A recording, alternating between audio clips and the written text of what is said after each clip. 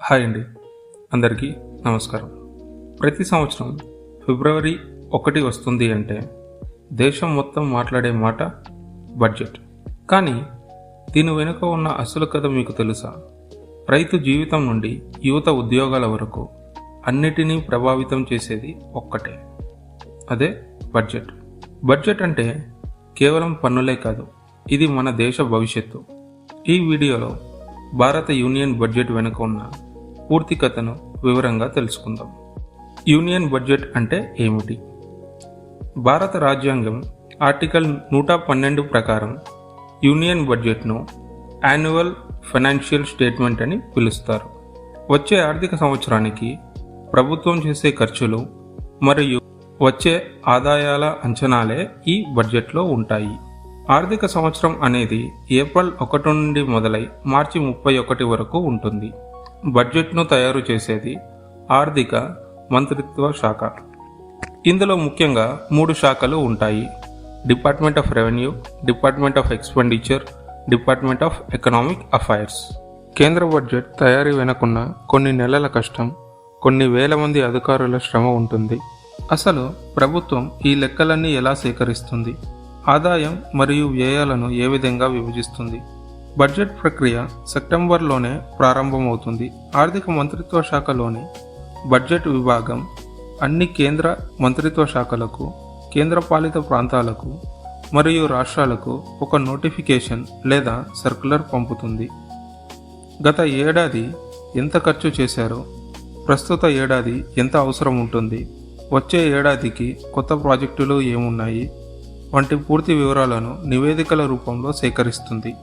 ఈ విధంగా సేకరించిన మొత్తం డేటాను ఆర్థిక మంత్రిత్వ శాఖ విశ్లేషించి తుది బడ్జెట్ పత్రాలను సిద్ధం చేస్తుంది.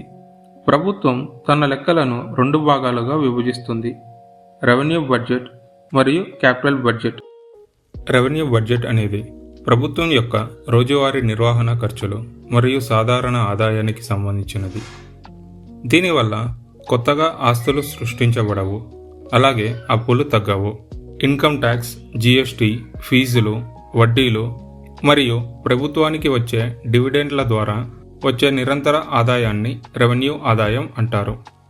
ప్రభుత్వ ఉద్యోగుల జీతాలు, పెన్షన్లు, సబ్సిడీలు, అప్పులపై చెల్లించే వడ్డీలు మరియు పరిపాలనకు కావలసిన ఖర్చులు, వీటిని రెవెన్యూ ఎక్స్పెండిచర్ అంటారు. క్యాపిటల్ బడ్జెట్, దీనినే మూలధన బడ్జెట్ అని కూడా అంటారు. ఇది ప్రభుత్వ ఆస్తులు మరియు అప్పులకు సంబంధించినది. ప్రభుత్వం తీసుకునే అప్పులు, ప్రభుత్వ ఆస్తుల విక్రయం లేదా ఇచ్చిన అప్పుల రికవరీ ద్వారా వచ్చే ఆదాయం, వీటిని క్యాపిటల్ ఆదాయం అంటారు. కొత్త ఆస్తులు సృష్టి కోసం చేసే ఖర్చుని క్యాపిటల్ వ్యయం అంటారు.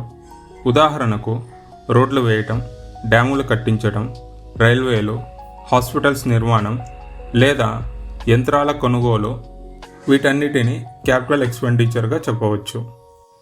మునుపటి కాలంలో బడ్జెట్ ఫిబ్రవరి చివరి తేదీ సాయంత్రం 5 గంటలకు ప్రవేశపెట్టేవారు. ఇది బ్రిటిష్ కాలం సంప్రదాయం. 1999లో ఆర్థిక మంత్రిగా ఉన్న యశ్వంత్ సిన్హా గారు బడ్జెట్ సమయాన్ని ఉదయం 11 గంటలకు మార్చారు. 2017లో అరుణ్ జైట్లీ గారు బడ్జెట్ తేదీని ఫిబ్రవరి 1కి మార్చారు. 1924 నుండి విడిగా ప్రవేశపెడుతున్న రైల్వే బడ్జెట్ను 2016లో కేంద్ర బడ్జెట్లో విలీనం చేశారు.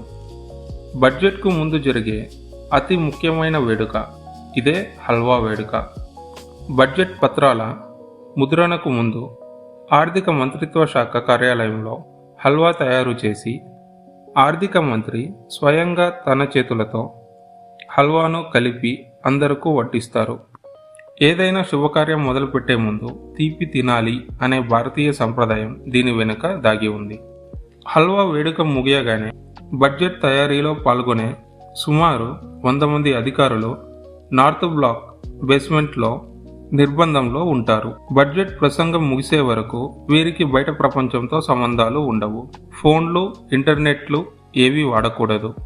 2021లో కరోనా కారణంగా తొలిసారి పేపర్లెస్ బడ్జెట్ను ప్రవేశపెట్టారు.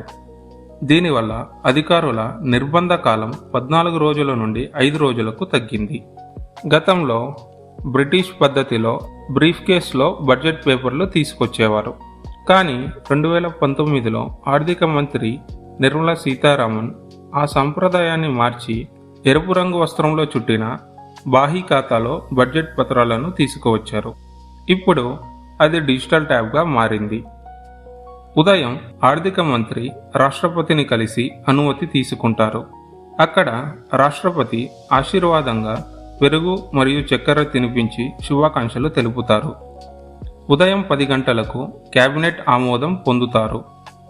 సరిగ్గా 11 గంటలకు లోక్సభలో బడ్జెట్ ప్రసంగం ప్రారంభం అవుతుంది. ముఖ్యమైన బడ్జెట్ రకాలు. Balanced budget. ప్రభుత్వానికి వచ్చే ఆదాయం మరియు చేసే ఖర్చులు రెండూ సమానంగా ఉంటే దానిని సమతుల్య బడ్జెట్ అంటారు. Surplus budget. ఖర్చు కంటే ఆదాయం ఎక్కువగా ఉన్నప్పుడు దీనిని మిగులు బడ్జెట్ అంటారు. Deficit budget. ఆదాయం కంటే ఖర్చు ఎక్కువగా ఉంటే దానిని లోటు బడ్జెట్ అంటారు. అభివృద్ధి చెందుతున్న దేశాలు మౌలిక సదుపాయాల కోసం అప్పులు చేసి మరీ ఖర్చు పెడుతూ ఉంటాయి. Emergency budget. యుద్ధాలు, ప్రకృతి వైపరీత్యాలు లేదా కోవిడ్ వంటి పాండమిక్ పరిస్థితులు వచ్చినప్పుడు ఈ ఎమర్జెన్సీ బడ్జెట్ను ప్రవేశపెడతారు. అప్పటికప్పుడు భారీ నిధులు అవసరమైనప్పుడు సాధారణ బడ్జెట్ కేటాయింపులు సరిపోవు. అప్పుడు ప్రత్యేకంగా ఈ బడ్జెట్ ద్వారా నిధులు సేకరించి ఖర్చు చేస్తారు. Supplementary budget. వార్షిక బడ్జెట్లో కేటాయించిన డబ్బులు సంవత్సరం మధ్యలోనే అయిపోయినప్పుడు సప్లిమెంటరీ బడ్జెట్ను ప్రవేశపెడతారు. ఏదైనా కొత్త పథకం ప్రారంభించినా లేదా పాత పథకానికి అదనపు నిధులు కావాలన్నా పార్లమెంట్ అనుమతితో ఈ అనుబంధ పద్దును ప్రవేశపెడతారు. మధ్యంతర బడ్జెట్. సాధారణంగా ఎన్నికలు జరిగే సంవత్సరంలో కొత్త ప్రభుత్వం వచ్చే వరకు పెట్టే బడ్జెట్నే మధ్యంతర బడ్జెట్ అంటారు. మధ్యంతర బడ్జెట్లో ఓటర్లను ప్రభావితం చేసే పెద్ద పథకాలు లేదా కొత్త పన్ను మార్పులు సాధారణంగా ఉండవు. మధ్యంతర బడ్జెట్ను ఓట్ ఆన్ అకౌంట్ ద్వారా చర్చ లేకుండానే త్వరగా ఆమోదిస్తారు. స్వతంత్ర భారతదేశంలో తొలి బడ్జెట్ను 1947 నవంబర్ 26న ఆర్కే షణ్ముఖం శెట్టి గారు ప్రవేశపెట్టారు. 1955 వరకు బడ్జెట్ పత్రాలను కేవలం ఆంగ్లంలో మాత్రమే ముద్రించేవారు. సిడి దేశ్ముఖ్ గారు మొదటిసారిగా బడ్జెట్ పత్రాలలో హిందీ అనువాదాన్ని ప్రవేశపెట్టారు. 1977 మధ్యంతర బడ్జెట్ సందర్భంగా హీరూభాయ్ పటేల్ గారు అత్యంత తక్కువ నిడివి గల బడ్జెట్ ప్రసంగాన్ని చేశారు. ఈ ప్రసంగంలో కేవలం 800 పదాలు మాత్రమే ఉంటాయి. 1991లో భారతదేశం తీవ్ర ఆర్థిక సంక్షోభంలో ఉన్నప్పుడు పివి నరసింహారావు ప్రభుత్వంలో ఆర్థిక మంత్రిగా పనిచేసిన మన్మోహన్ సింగ్ ఈ చారిత్రాత్మక ప్రసంగం చేశారు. 18,650 పదాలతో సాగిన ఈ ప్రసంగం అత్యంత ఎక్కువ పదాలతో ప్రసంగించిన నాయకుడిగా గుర్తింపు పొందారు. మొరార్జీ దేశాయ్ అత్యధికంగా 10 బడ్జెట్లు ప్రవేశపెట్టారు. ఆయన తన పుట్టినరోజైన ఫిబ్రవరి 29న బడ్జెట్ ప్రవేశపెట్టిన ఏకైక మంత్రిగా చరిత్రలో నిలిచిపోయారు. పి చిదంబరం గారు 9 బడ్జెట్లు ప్రవేశపెట్టి 2వ స్థానంలో ఉన్నారు. నిర్మలా సీతారామన్ దేశ తొలి పూర్తిస్థాయి మహిళా ఆర్థిక మంత్రిగా వ్యవహరించారు. 2025 నాటికి ఈమె వరుసగా 8 బడ్జెట్లు ప్రవేశపెట్టి ప్రణబ్ ముఖర్జీ రికార్డును సమం చేశారు. ఈ సంవత్సరం 2026లో ప్రవేశపెట్టే బడ్జెట్తో ఆమె చిదంబరం రికార్డుని సమం చేస్తారు. 2020లో ఈమె 2 గంటల 42 నిమిషాల పాటు ప్రసంగించి అత్యంత సుదీర్ఘ ప్రసంగం చేసిన ఫైనాన్స్ మినిస్టర్గా రికార్డు సృష్టించారు. 1958లో జవహర్లాల్ నెహ్రూ, 1970లో ఇందిరాగాంధీ, 1987లో రాజీవ్ గాంధీ ముగ్గురు ప్రధానమంత్రులు ఆర్థిక శాఖ బాధ్యతలు చేపట్టి బడ్జెట్ను ప్రవేశపెట్టారు. ఇందిరాగాంధీ బడ్జెట్ ప్రవేశపెట్టిన తొలి మహిళగా చరిత్రలో నిలిచిపోయారు. రామస్వామి వెంకటరామన్ గారు భారతదేశానికి కీలక సమయంలో ఆర్థిక మంత్రిగా సేవలందించి 8వ భారత రాష్ట్రపతిగా ఎన్నికయ్యారు.